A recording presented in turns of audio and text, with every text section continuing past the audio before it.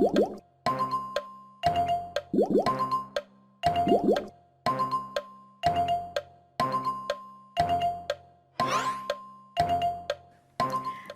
Guru Kebanggaan Indonesia, selamat datang di pelatihan Strategi Pemecahan Masalah dan Pengambilan Keputusan. Di video bagian pertama ini kita akan membahas mengenai konsep pengambilan keputusan dalam pemecahan masalah dan teknik pengambilan keputusan.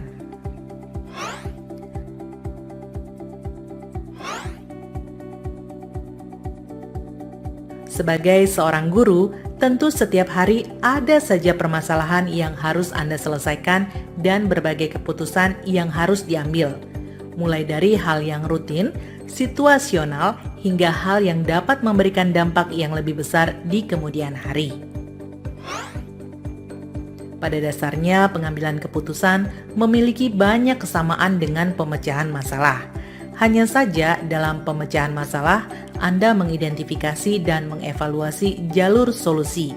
Sedangkan dalam pengambilan keputusan, Anda membuat penemuan dan evaluasi alternatif yang serupa. Dan inti dari pengambilan keputusan adalah identifikasi dan evaluasi alternatif dengan cermat. Secara definisi dijelaskan bahwa pengambilan keputusan merupakan suatu proses pemilihan alternatif terbaik dari beberapa alternatif secara sistematis untuk ditindaklanjuti atau digunakan sebagai suatu cara pemecahan masalah. Bagian penting dari pengambilan keputusan adalah untuk memprediksi hasil jangka pendek dan jangka panjang untuk setiap alternatif. Anda mungkin menemukan bahwa alternatif sementara tampaknya paling diinginkan saat ini.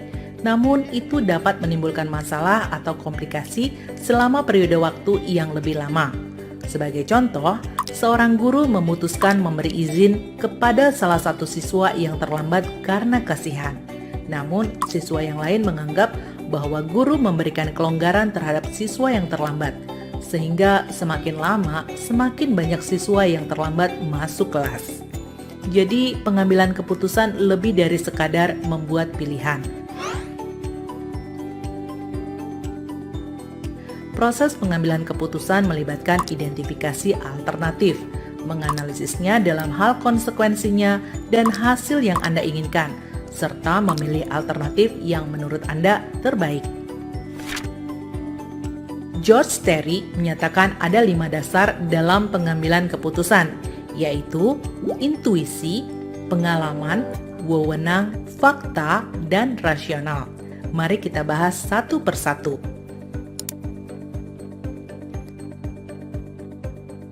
Pengambilan keputusan berdasarkan intuisi. Pengambilan keputusan yang berdasarkan intuisi atau perasaan ini bersifat subjektif.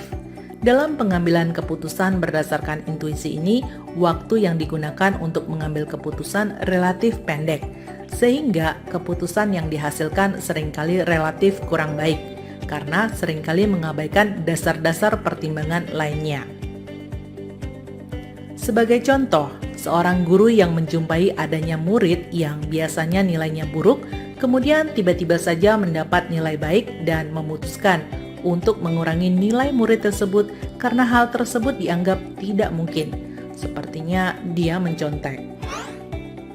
Pengambilan keputusan berdasarkan pengalaman. Pengambilan keputusan ini memiliki manfaat bagi pengetahuan praktis, karena dengan pengalaman, seseorang dapat memperkirakan suatu keadaan, dapat memperhitungkan positif dan negatifnya suatu keputusan. Contohnya, seorang guru yang melihat murid-muridnya mengalami kesulitan dalam pelajaran matematika memutuskan untuk memecah pelajaran menjadi unit-unit yang lebih kecil dan banyak memberikan latihan karena ia tahu berdasar pengalaman bahwa biasanya hal-hal tersebut membantu murid dalam pelajaran matematika. Pengambilan keputusan berdasarkan wewenang. Keputusan yang berdasarkan wewenang biasanya dilakukan oleh pimpinan terhadap bawahannya atau oleh orang yang lebih tinggi kedudukannya kepada orang yang lebih rendah kedudukannya. Hasil keputusannya dapat bertahan dalam jangka waktu yang cukup lama dan memiliki otentisitas, tetapi dapat menimbulkan sifat rutinitas, mengasosiasikan dengan praktik diktatorial, dan sering melewati permasalahan yang seharusnya dipecahkan sehingga dapat menimbulkan kekaburan. Misalkan, kepala sekolah memutuskan untuk memperpendek waktu istirahat siswa agar siswa bisa belajar dengan waktu yang lebih banyak. Pengambilan keputusan berdasarkan data dan fakta empiris. Keputusan yang berdasarkan data dan fakta empiris dapat memberikan keputusan yang sehat, solid, dan baik. Hal ini dapat membuat keputusan yang diambil mendapatkan kepercayaan yang tinggi dan mudah diterima oleh yang lainnya. Contohnya, seorang guru yang melihat salah satu muridnya tiba-tiba saja nilainya menurun, memutuskan untuk mengumpulkan data tentang murid tersebut berdasarkan wawancara dengan orang tua dan teman-temannya. Setelah memperoleh data, barulah guru tersebut mengambil keputusan.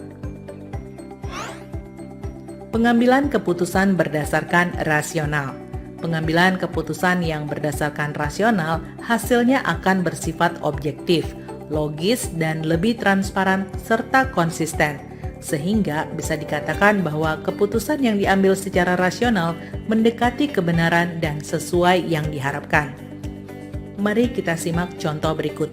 Seorang guru yang mengalami masalah dengan fasilitas sekolah memutuskan untuk menganalisis bagaimana cara terbaik untuk menemukan fasilitas pengganti. Lalu, seberapa pentingkah kemampuan pengambilan keputusan bagi seorang guru? Sebagai seorang pendidik, guru harus memiliki keterampilan dan pengambilan keputusan yang baik. Kaitannya dalam lingkup sekolah, terutama sebagai pemimpin pembelajaran, baik di kelas maupun di luar kelas, guru dalam mengambil keputusan hendaknya memerdekakan murid-muridnya. Pengambilan keputusan sebagai pemimpin pembelajaran yang tepat yaitu pengambilan keputusan berbasis etika sesuai visi misi yang berpihak pada murid, budaya positif, serta nilai-nilai yang dianggap penting dalam lingkup pendidikan sehingga tercipta profil pelajar Pancasila. Nah, selanjutnya, langkah apa saja yang perlu dilakukan untuk pengambilan keputusan? Pengambilan keputusan yang berbasis etika akan sesuai jika diterapkan dalam 9 langkah pengambilan keputusan berikut.